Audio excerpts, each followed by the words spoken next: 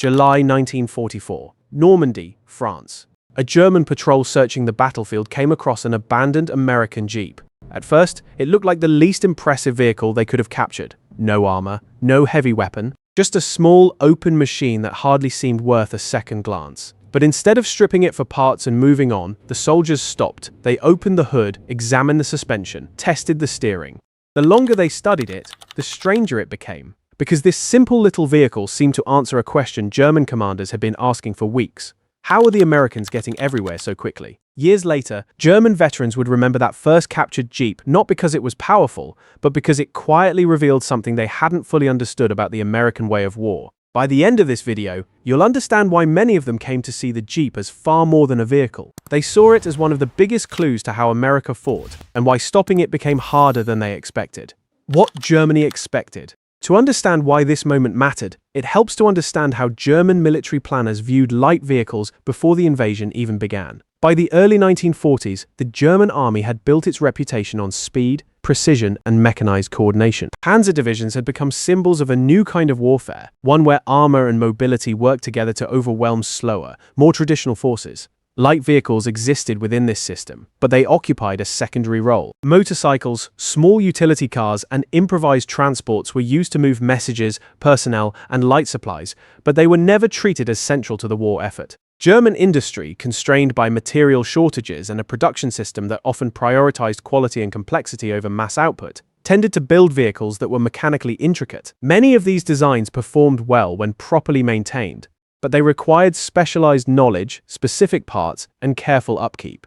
On paper, this reflected engineering excellence. In practice, particularly as the war extended into years of attrition, it created a growing vulnerability. At the level of individual soldiers, this meant that vehicles were often viewed with a mixture of respect and quiet frustration. Reliable transport was valued precisely because it wasn't guaranteed. Breakdowns were common. Replacement parts weren't always available. A damaged vehicle could sit useless for days waiting on repairs that required equipment or components that simply weren't nearby. Against this backdrop, most German soldiers assumed that American equipment, while abundant, would follow similar patterns. More vehicles, perhaps. More resources, certainly. But not necessarily anything fundamentally different in how those vehicles were designed to function under pressure. That assumption did not survive first contact with the Jeep. The first captured Jeeps. The vehicle in question was the Willys MB, along with its near-identical counterpart produced by Ford, collectively known across Allied forces simply as the Jeep. Introduced earlier in the war after a rapid and famously compressed development process, it was designed from the outset to prioritize simplicity, ruggedness, and mass producibility over mechanical sophistication. As American forces expanded operations across North Africa, Italy, and eventually into France, Jeeps became one of the most visible symbols of the US military's logistical footprint. They were everywhere. Officers used them, scouts used them, medics used them. Signal units used them to string wire across impossible terrain. Because they were so widespread, it was almost inevitable that German forces would begin encountering them early and often, whether through battlefield capture, salvage from destroyed convoys, or recovery from abandoned positions during retreats and rapid advances. Wartime records, along with post-war accounts collected from veterans on both sides, describe an early pattern in these encounters. German units that captured functioning Jeeps frequently chose to keep and use them rather than destroy or discard them, a practice that became documented enough to draw attention from commanding officers concerned about vehicle identification confusion on the battlefield. This alone was telling. Armies rarely adopt an enemy's equipment casually. When they do, it usually signals that the equipment offers a genuine practical advantage, one significant enough to outweigh the obvious risks of using unfamiliar machinery under combat conditions, including the danger of being mistaken for the enemy by one's own forces. According to several accounts from German veterans interviewed decades later, captured Jeeps were prized not because they were fast or powerful in any dramatic sense, but because they simply worked, consistently, under conditions that regularly disabled other vehicles. What surprised them most? When German soldiers and mechanics examined the Jeep more closely, several characteristics stood out. None of them were dramatic on their own. Together, they represented something closer to a philosophy of design that many found unexpected. The first was reliability. The Jeep's engine was intentionally simple, built with fewer moving parts than many comparable European designs. This reduced the number of potential failure points and made the vehicle less dependent on precision components that could be difficult to source or repair under field conditions. The second was speed of use rather than raw speed. The Jeep was not the fastest vehicle on the battlefield. What impressed observers instead was how quickly it could be started, maneuvered, and put to use, even by soldiers with minimal mechanical training. The third was simplicity of design. Every part of the vehicle appeared to be built with function over form as the guiding principle. There was little wasted material, little unnecessary complexity. This stood in noticeable contrast to design philosophies that emphasized engineering refinement, sometimes at the cost of ease of repair. The fourth, and arguably most significant, was the use of interchangeable parts. American manufacturing during this period increasingly relied on standardized components that could be mass-produced across multiple factories and swapped without custom fitting. For German mechanics accustomed to systems where individual vehicles often required parts specific to their production batch, this was a striking departure. The fifth was ease of field repair. Soldiers with basic training, using minimal tools, could often perform repairs that would have required a specialized workshop for other vehicles. Battlefield accounts describe damaged jeeps being returned to service within hours, a time frame that seemed almost implausible compared to typical repair expectations. The sixth was mobility across difficult terrain. The Jeep's light weight, combined with its four-wheel drive system, allowed it to traverse mud, uneven ground, and obstacles that would strand heavier or more delicate vehicles. In the hedgerow terrain of Normandy, where narrow lanes and soft ground could trap larger equipment, this mattered enormously. Individually, each of these traits might have seemed minor. Combined, they suggested something larger.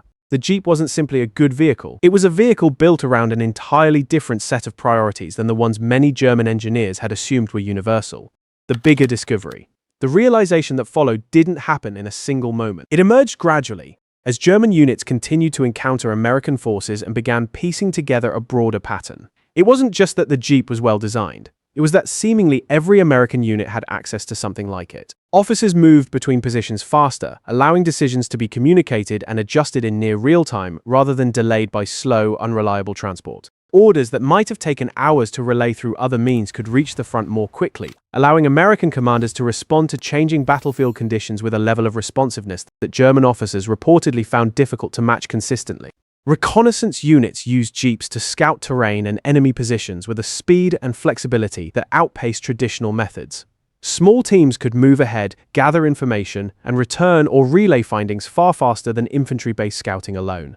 Medical evacuation improved as well. Wounded soldiers could be reached and transported to aid stations more quickly, a factor that, according to some historians, contributed meaningfully to survival rates by reducing the time between injury and treatment. Perhaps most significantly, this level of vehicle availability reflected something deeper than a single successful design. It reflected an industrial and logistical system capable of producing enormous quantities of dependable, easily repairable equipment and distributing it widely enough that ordinary units, not just specialized ones, had consistent access to it. For German soldiers who had spent years navigating shortages, rationed fuel, and equipment that demanded careful, specialized maintenance, this was difficult to process. It wasn't simply that the enemy had a good vehicle. It was that the enemy's entire approach to supporting its forces in the field seemed to operate on a different scale of consistency. Some contemporary reports and after-action assessments noted this shift in perception directly, describing a growing awareness among German field commanders that American logistical capacity represented a challenge that couldn't be offset through tactical skill or determination alone. What German officers later admitted. In the years following the war, as veterans on both sides began documenting their experiences through memoirs, oral history projects, and formal interviews, the Jeep resurfaces repeatedly as a point of reflection. Several German veterans, reflecting later in life, described the vehicle not simply as effective equipment, but as an early and clear signal of a broader industrial gap between the two militaries. Historians who have studied these accounts suggest that the Jeep functioned in a sense as a small and unintimidating preview of a much larger reality, one involving production capacity standardization and logistical depth that would become increasingly difficult for Germany to match as the war progressed.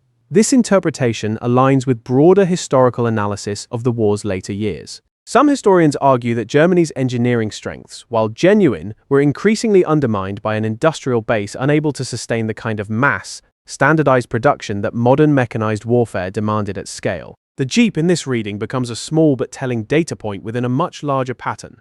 It's worth noting that this realization rarely arrived as a single dramatic revelation. More often, it accumulated gradually, encounter by encounter, vehicle by vehicle, report by report, until the pattern became difficult to ignore. By the later stages of the war, captured Jeeps were sought after not merely as useful equipment, but as tangible proof of a logistical philosophy that many German officers had underestimated. Some accounts describe officers specifically requesting that captured jeeps be preserved and studied rather than repurposed for parts, an unusual level of attention for what was, on paper, an unarmed and mechanically unremarkable vehicle. The jeep never fired a shot that changed the outcome of a battle. It carried no armor plating, no offensive weaponry beyond whatever soldiers brought with them.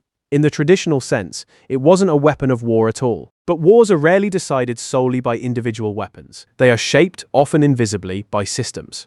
By the ability to move people, information, and supplies faster and more reliably than the opposing side. The jeep didn't win battles. It helped move the soldiers, the officers, the wounded, and the orders that did. And for the German soldiers who first examined that abandoned vehicle in a Normandy field, what began as simple curiosity slowly became something else entirely. An early, quiet glimpse into just how differently the two militaries were built to fight and sustain a war that would ultimately be decided as much by production lines and logistics as by any single engagement on the front.